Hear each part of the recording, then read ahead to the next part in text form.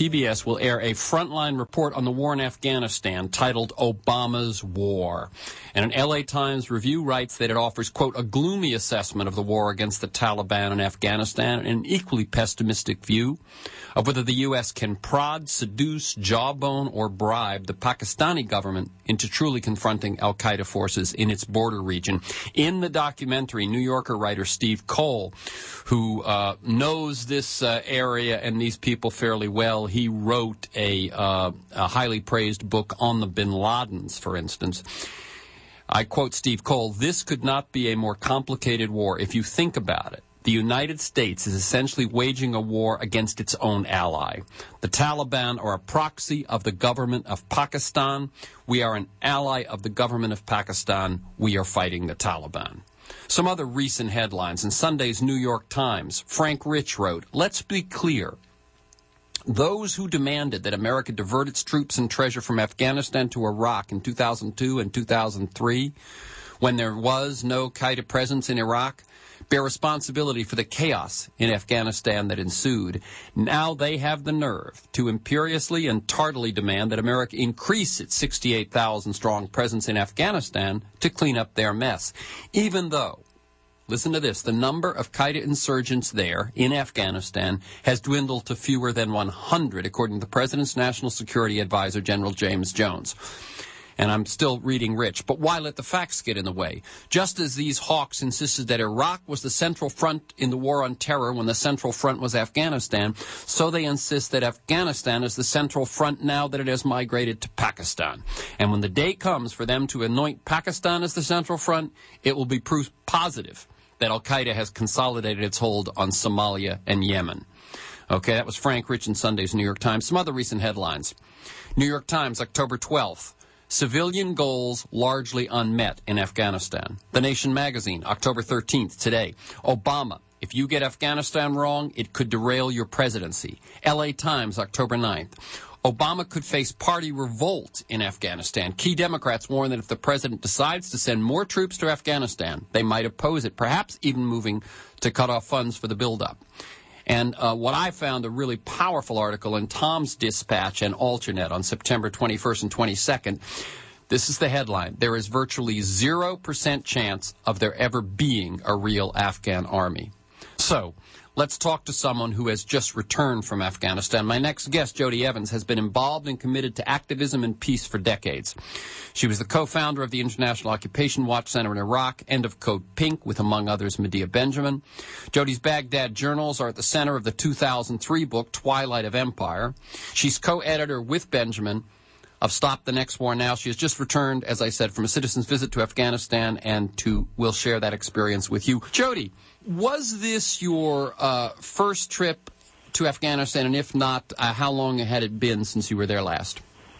I had been once before, but just in and out. So really it was my first trip to settle in and get to know the people. Okay, and I'm going to just go over some simple questions first. How long were you there? It was a 10-day trip. And how many people with you? I took 8 others. Okay. And why did you go? I started planning the trip in the summer because I looked at the calendar and the 8th anniversary of our invasion of Afghanistan was coming up on October 7th.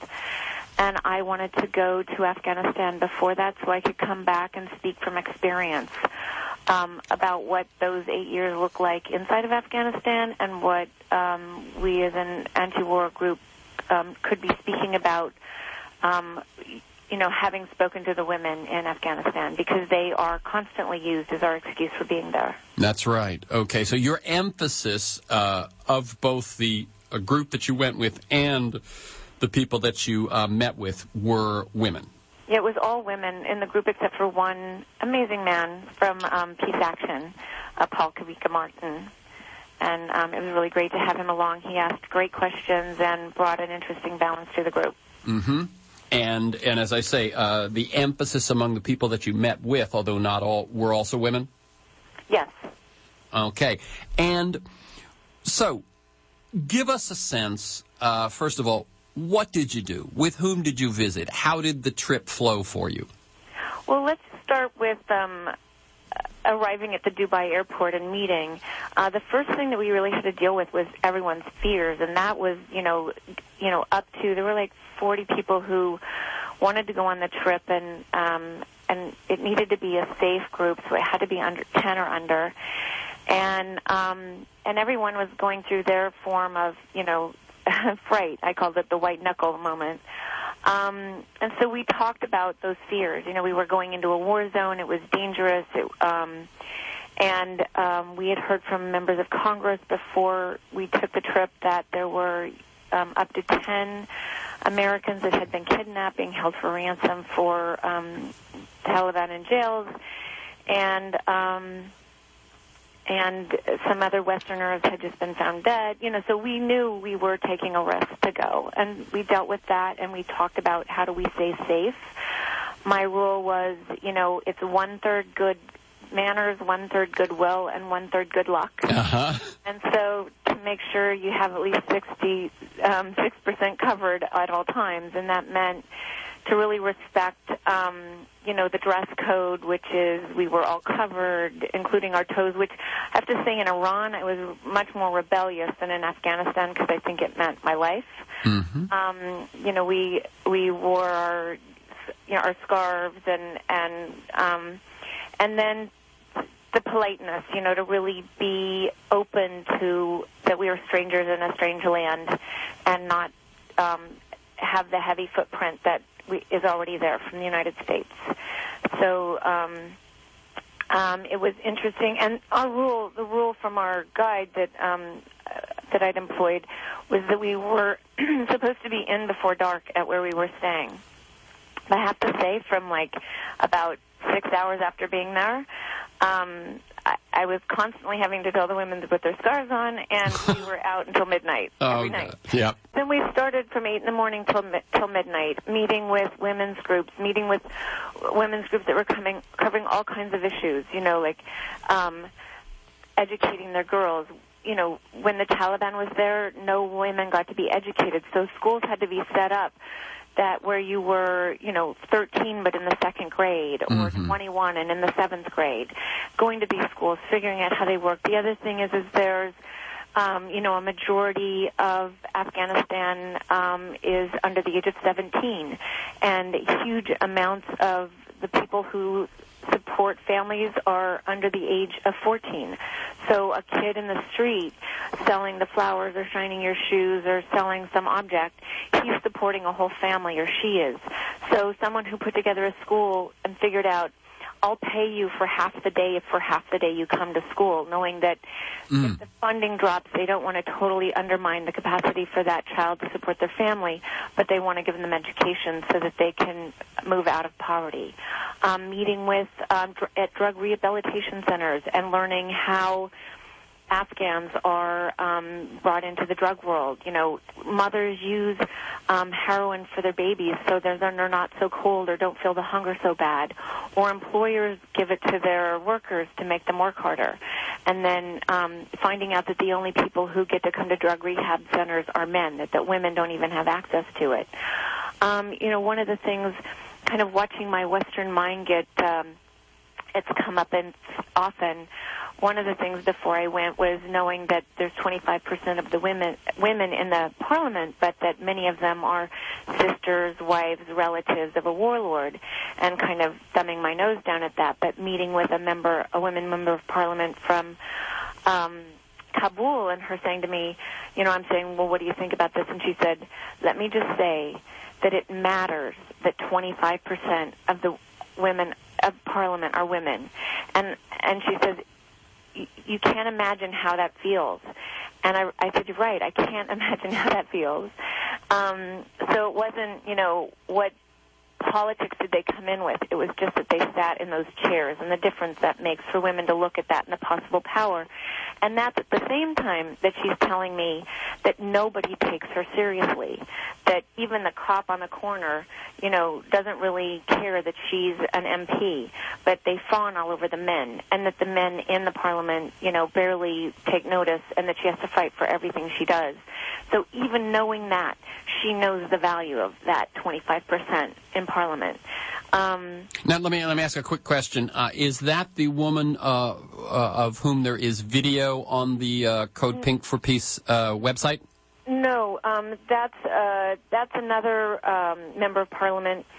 She's from Wardak. That's Dr.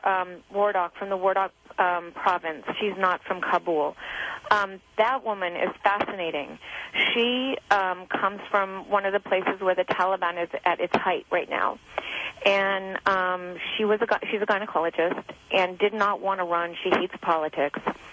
And instead, her community ran her. She didn't spend a dime or a moment, and she won. So she is just, a radical voice.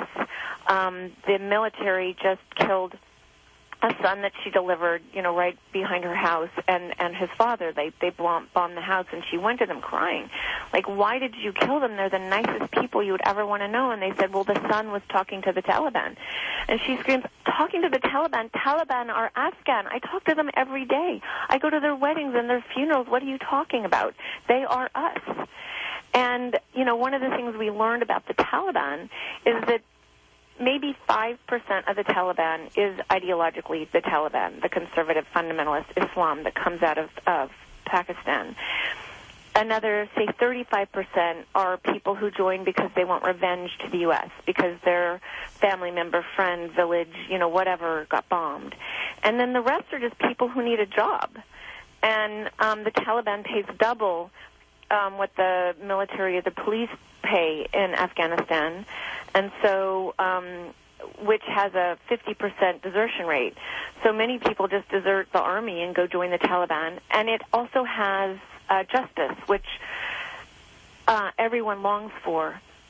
There is no justice. And one of the things that I really saw, I struggled with one night trying to sleep, is that sense that occupation is worse than war. And for me, I'm an anti-war activist. War is horrific, but I met it's something more horrible, because it really is. There is no trust. I mean, I would close my eyes and it would be like watching maggots feed on a dead body. The whole infrastructure that comes in, the corruption, that there's really nothing you can trust, and you're just waiting for the other shoe to drop.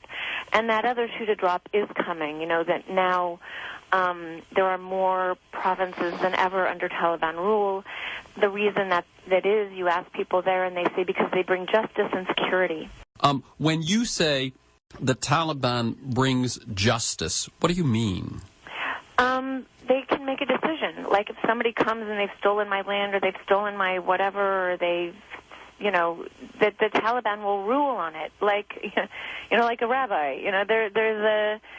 They're the authority that can say you did wrong or you did right, or you have to pay them so many for what you did to them. There's a level of justice, the justice that we take for granted, Right. So partly you're just saying doesn't work. Rather than chaos. Yes, which at the beginning of the hour when you started with the capacity to create chaos, it's like that's what we've done, is we've created chaos.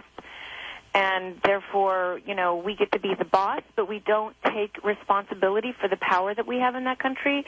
Everybody, I'm asking every woman, what do you want from Obama? They want justice and they want security. But we can't deliver that.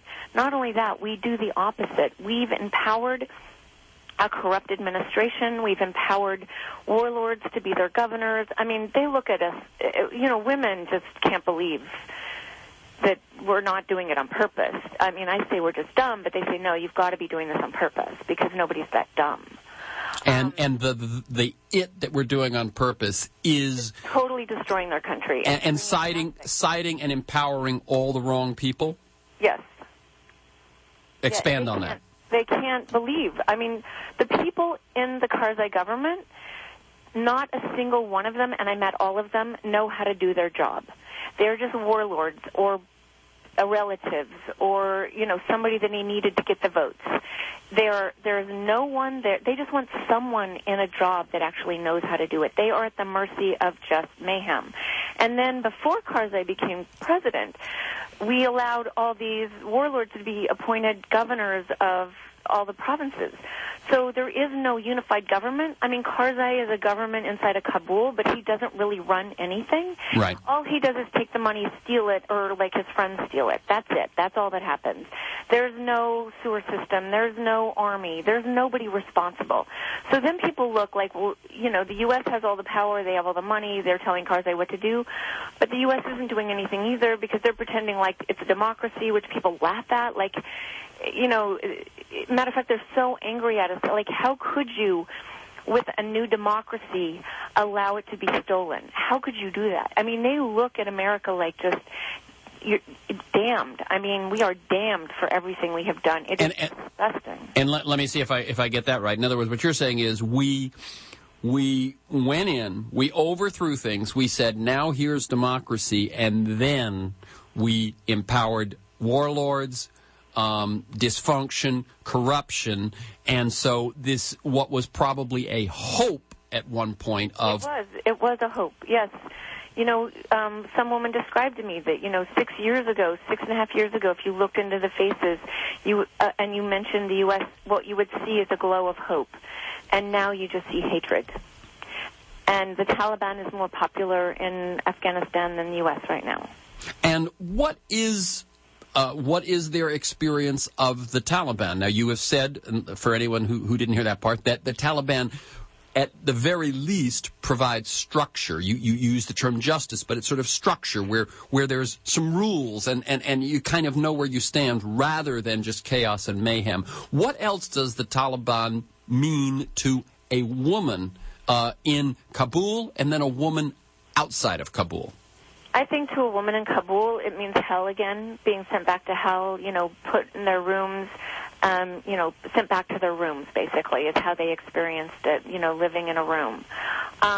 The warlords actually are more violent to them than the Taliban, because the Taliban has a set of rules that they follow, and the warlords just go rape and pillage and destroy, and they don't have rules. Their power run amok.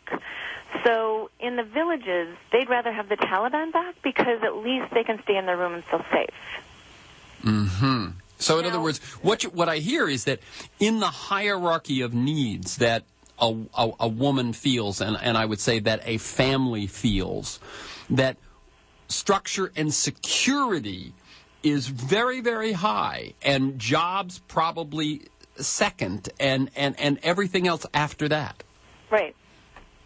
And you have to realize, I mean, this culture, this 30-year-old culture of this radical, we call it radical Islam, but no one there calls it Islam because it's not Islam. Islam is about equal rights for women. Islam is about respect of women.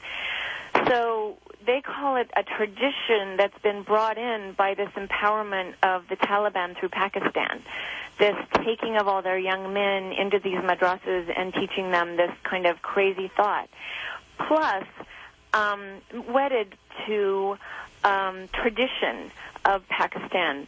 So, you know, there's this tradition of the women, you know, being at home, taking care of things, not being in the world, not having jobs. It's very ancient tradition. Mm-hmm. It is, you know, like 19th century, say, so much of Afghanistan isn't in our world. It's catching up. You know, it's one of the differences for me between Iraq and Afghanistan is that it's like 75 years or more behind where Iraq is, you know, maybe 100 years behind as far as, you know, where women should be in culture. And by this 30-year war, it's continued to push it backwards because when you're in war, you just create that, you know, fundamentalism takes over. War and poverty cause that to happen.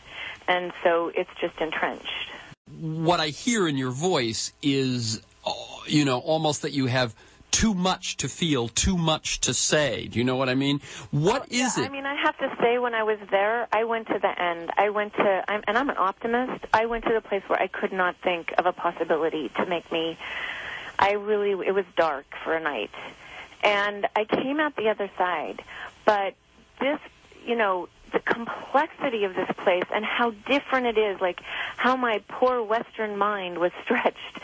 And really trying to understand, it was you're stretching back time, you're stretching back culture, it really took me a while. I mean, watching my mind, really trying to watch my mind so I could see why we do the things we do, our desire to fix, but our incapacity, it's like such an arrogant idea, but it's like your heart goes out and you see things and you just want to fix it, but every time we try to fix it, we just make it worse.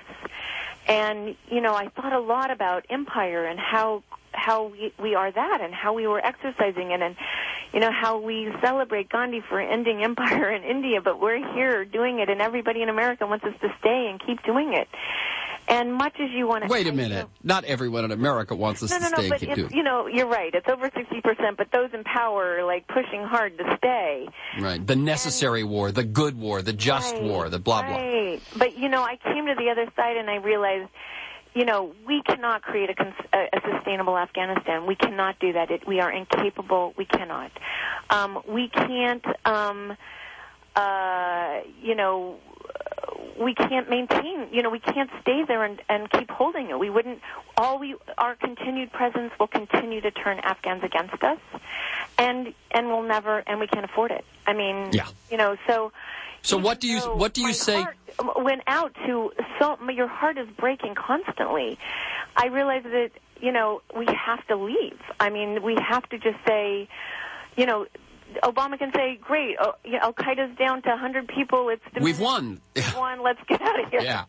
I mean, it's just, that is all we can do. And our arrogances continue to be borne by the people in Afghanistan. And so what I came back with, their voices filled with is, please leave so we can have our country back and go back to trying to create some semblance of order and security, and we'll find our way ourselves. Okay, let me take that as the message of your trip, that despite having broken it, it is impossible for us to fix. So to leave is the message. What can listeners do to help that happen?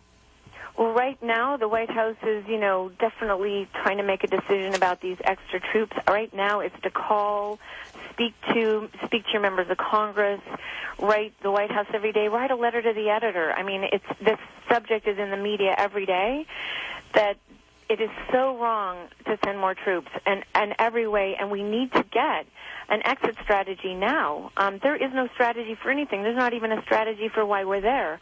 And what we need is a strategy of how to get out as soon as possible. Okay, so in every way, get involved, make your voice heard. This will not only doom Afghanistan for longer, it will doom our economy, it will doom our country, it will doom this presidency, et cetera, et cetera, et cetera. JODIE Evans, as always, thank you and keep up the good work. The website again is Code Pink, the number 4 and the word peace. CodePinkforpeace.org. Thank you, JODIE Evans. Bye-bye.